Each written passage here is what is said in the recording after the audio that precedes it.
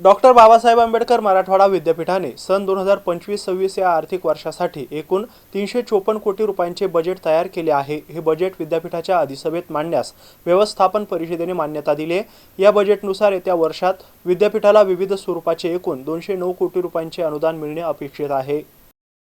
कुलगुरू डॉक्टर विजय फुलारी यांच्या अध्यक्षतेखाली व्यवस्थापन परिषदेची बैठक झाली। बैठकीस 18 सदस्य उपस्थित होते। बैठकीत सन 2025-26 या आर्थिक वर्षाचा अर्थसंकल्प मांडण्यात आला। तो अधिसभेच्या बैठकीत ठेवण्यात मान्यता देण्यात आली। विद्यापीठाच्या माजी विद्यार्थी संघटनेची पुनर्रचना करण्याचा निर्णय बैठकीत घेण्यात आला। येत्या 26 जानेवारीपासून वर्षभर भारतीय प्रजासत्ताकचा अमृत महोत्सव विद्यापीठातर्फे साजरा करण्यात येईल। यासाठी 10 लाखांची तरतूद करण्याचा निर्णय घेण्यात आला। शिक्षकांचे गोपनीय अहवालाचे प्रारूप मंजूर करण्यात आले। शिबिरे, कार्यशाळेसाठीचा निधी आता विद्यार्थी कल्याण विभागाऐवजी नियोजन विभागामार्फत देण्यात येईल। स्टेट बँक ऑफ इंडियाच्या वतीने विद्यापीठास अँब्युलन्ससह 17 लाखांची वैद्यकीय सामग्री CSR फंडातून देण्यात येणार असल्याची माहिती यावेळी देण्यात आली आहे।